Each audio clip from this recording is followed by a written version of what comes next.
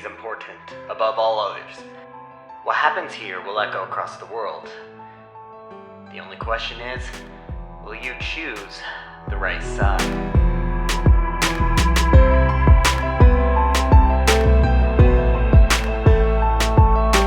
Wow, I haven't played as this country in a long time. And also, for no reason in particular, I'm just going to build up the infrastructure and stuff over here. Really for no reason, I just really like this area. It's pretty nice. It could use a few extra factories for all the pony labor in the sweatshops. What? Working together? I don't know about this. This feels like, it says this could end very well or very badly. I don't really care. Let's just go with it. Okay, well, her speech didn't work out very well, I guess, and she can turn to a team of supporters and activists of the elements of harmony.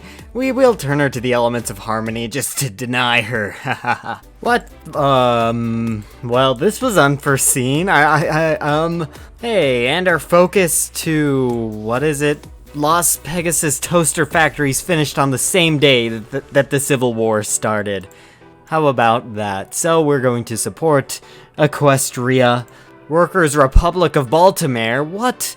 Celestial State? Oh, more misguided. Vancouver Commune. And what next? Confederation of South States. Oh, and an 18-karat run of bad luck. It was a letter from the mayor of Las Pegasus declaring that they were completely independent of the Civil War and had no intention of joining with either side. I wonder what they are up to, and here we go. You're now led by the good mayor, who just wants to stay independent. Well, what is this? Look at this. So, a wing and a prayer. So, we're very volatile. Various movements could take over the new state or destroy it before it begins. Keep an eye on your decisions tab to track the various existential crises that your country faces. The Harmonists want to return to Equestria, which would result in your re-annexation. Lower their party popularity or change ideology to prevent this. The Communists, as always, want to establish a socialist state.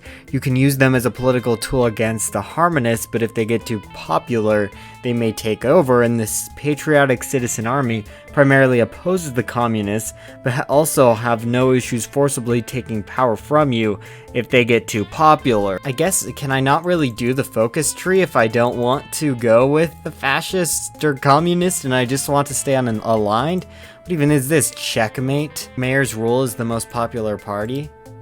Oh, yeah, we're definitely not the most popular, so can we do decisions or something, or maybe advisors? Propaganda master? What? This is the worst advisor ever.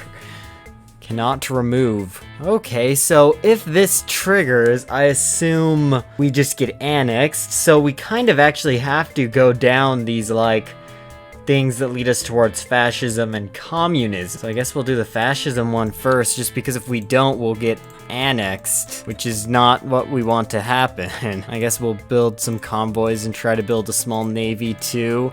And what's this? The looming threat of famine does not have national spirit. Fragile food supply. Okay, so now we've increased the fascism. Let's do this, which decreases harmony. But we don't want fascism to get too strong though.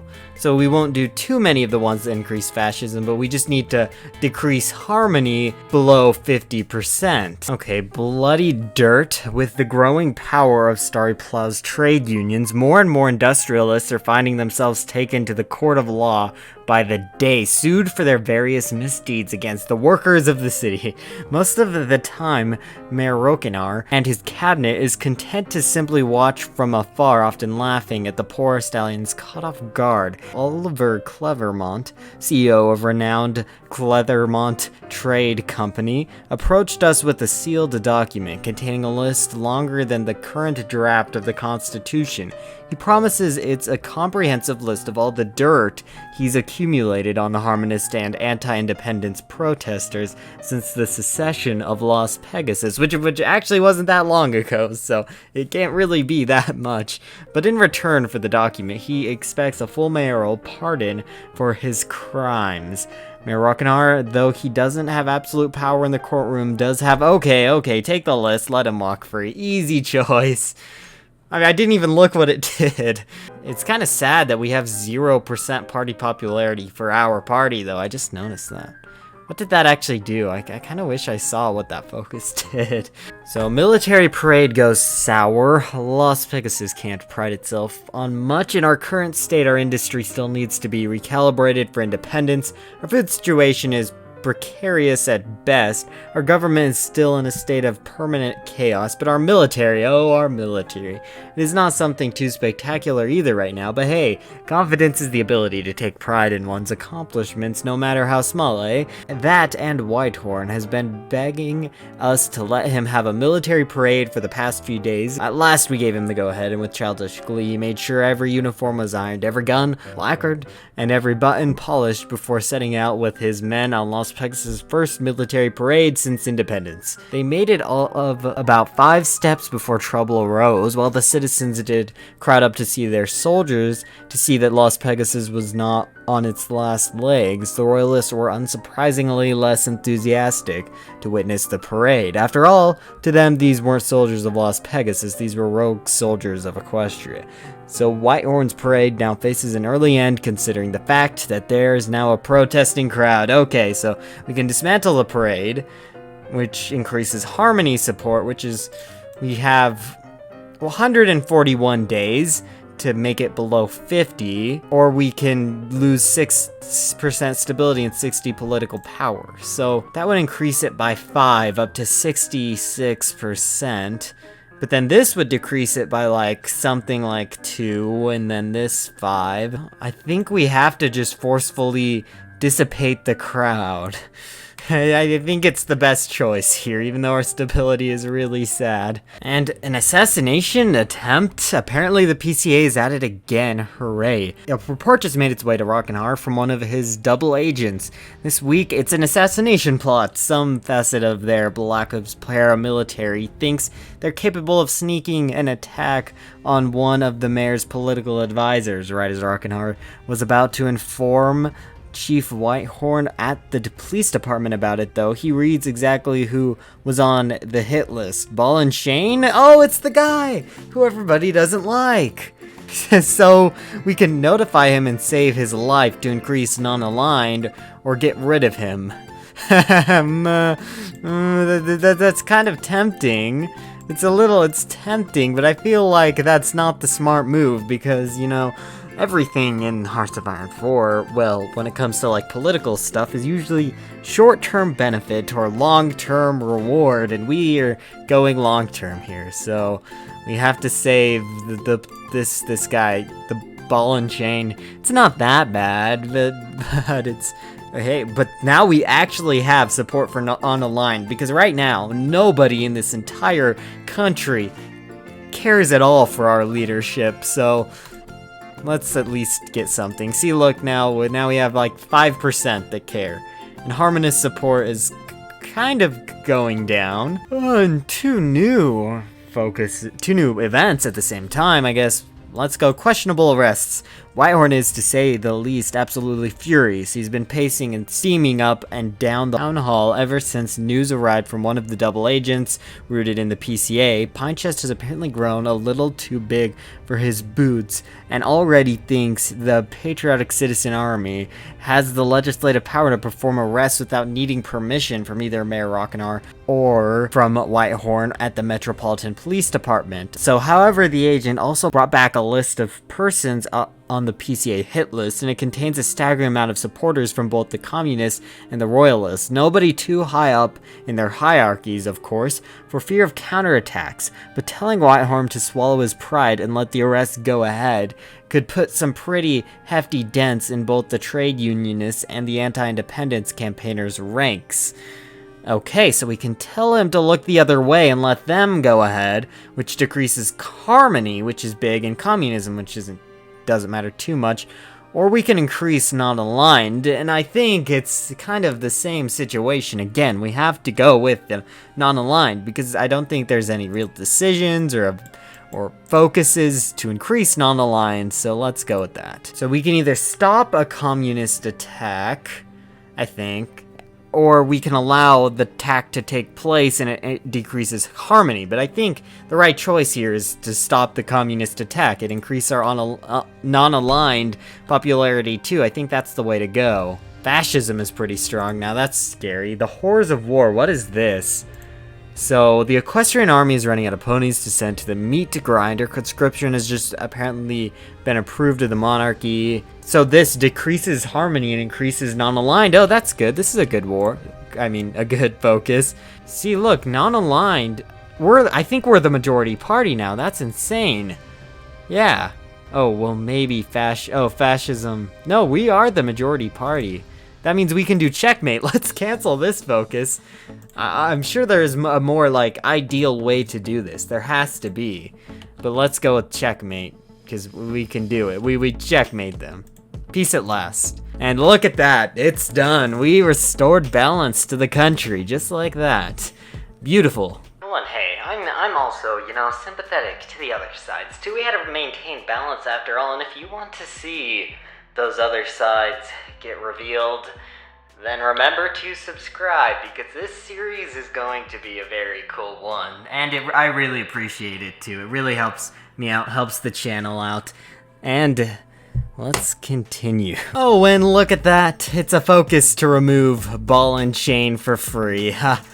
Always that long-term reward right there. There we go, on the one-day focus. So, do we do restoration of order? This mainly just decreases, like, all the other guys' support. I think it's probably more important to deal with the food issue. We only have 187 days, which these focuses are short, but if you add it all up, that's 120 days. So let's just fix the food issue as soon as we can. Okay, so the mayor's been faint recently. He's gone paler, his mane wider.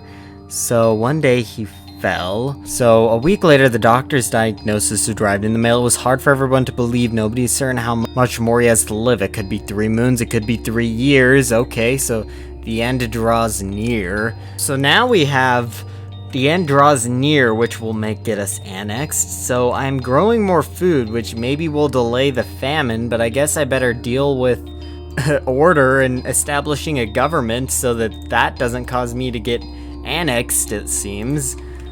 Huh. Yeah, this is pretty complicated. Oh, I think we did things perfectly in time, and this just worked out amazingly.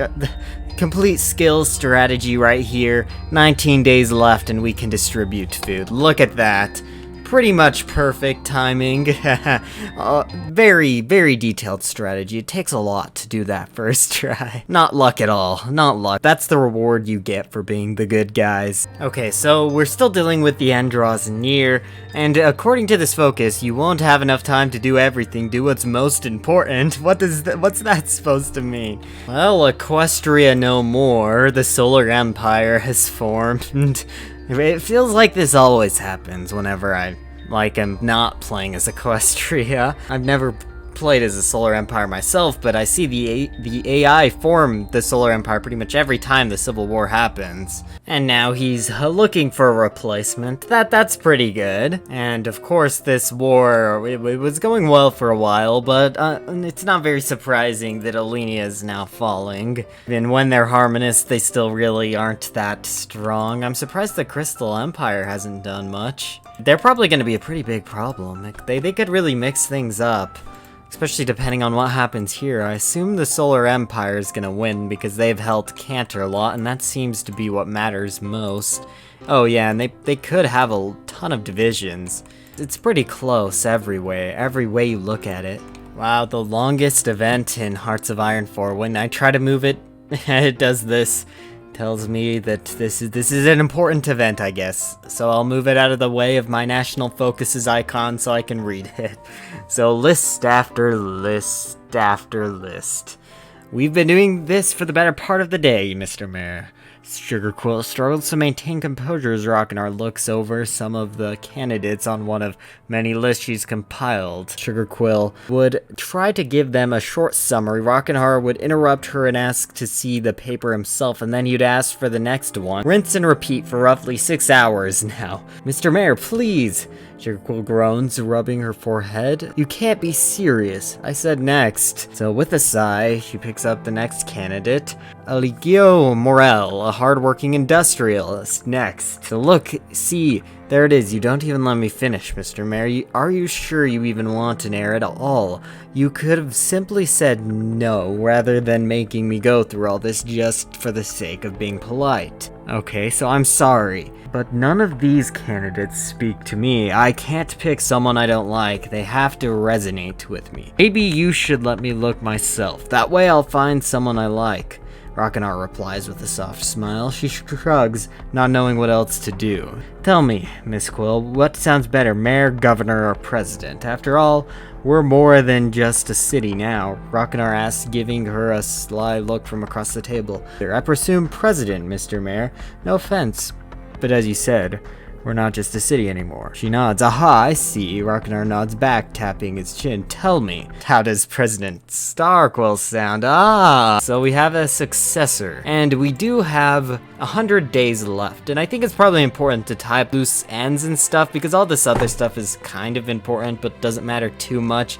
And I feel we're the good guys. It won't help the city, but it may result in a happier ending. See, that's nice. We're the good guys after all, so we kind of have to do that, but let's ensure a smooth succession first, because we still have like 101 days, so we can still do 5 focuses. So probably this, and the lore. The lore is insane. There's so much. There's so much with this, and this is just one path for one nation in this giant mod, and every nation has a ton, some more than others, but this is insane. And I won't read it all just for sake of time, but if you own Hearts of Iron 4, I would definitely recommend you play this yourself, or you can just pause it and read this, but still insane. But I'll sum it up. Basically, the mayor is like, believe in yourself. And then everything works out, I think. And the reminiscence. On days like these, the water, the clouds, the skies seem darker. His bones seem to rattle like dry twigs, and his legs seem like they can hardly hold him up anymore. Oh, how fast the clock of time ticks. How fast it turns from day to midnight, if you're not careful. Ugh, Rockenar groans through gritted teeth as he takes a seat on the base of one of the stone statues in the city hall's courtyard. Then he sighs in relief, the heavy weight taken off his legs. It was hard to pinpoint where it all went so wrong so suddenly. How one day he could tackle any legislature or national decree, and on the other he could hardly get out of bed. But there it is, pain here beyond physical, beyond the ache in his back, the burn beneath his forehead, the tingle in his stiff muscles, something hurt within, and the still water of the pond in the courtyard bobbing with cattails and lily pads only fed that pain more and more.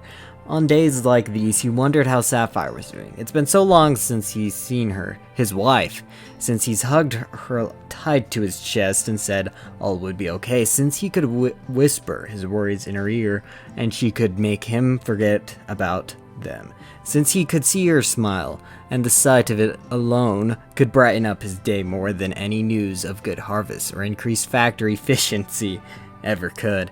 And every time he remembered Sapphire, he remembered Cello as well. And now, though the birds were singing around him, he heard snow chirping and heard Cello playing the violin. Okay, that's. Oh, okay, let's get back in. Suddenly, the searing pain in his legs returned, and it's only now he realizes that he's standing up, walking back towards the building without even realizing it, groaning and mumbling. I must see them again. I can't let them go like this one last time. Okay, interesting. And remembrance. He returns across the border, I believe, to his family. So he ventures into the danger of the Solar Empire to return to his family. And then Cello comes home, will soon be home from violin practice. Oh yes, and I think if we're ever the good guys in this game, because I have failed many times at being the good guys. At least, this guy is one of the good guys, okay? He gets to go home. He gets to be with his family. Beautiful. Look at that. Very interesting so far. I've loved the mechanics. I've loved the story. I'm excited to continue this series, and it's going to be a very, very interesting series. So make sure to stay in tune, like and subscribe so that you can stay up to date. Vote in this poll for what I should do for 1,000 subscribers, and see you guys next time as very, very interesting things begin to happen.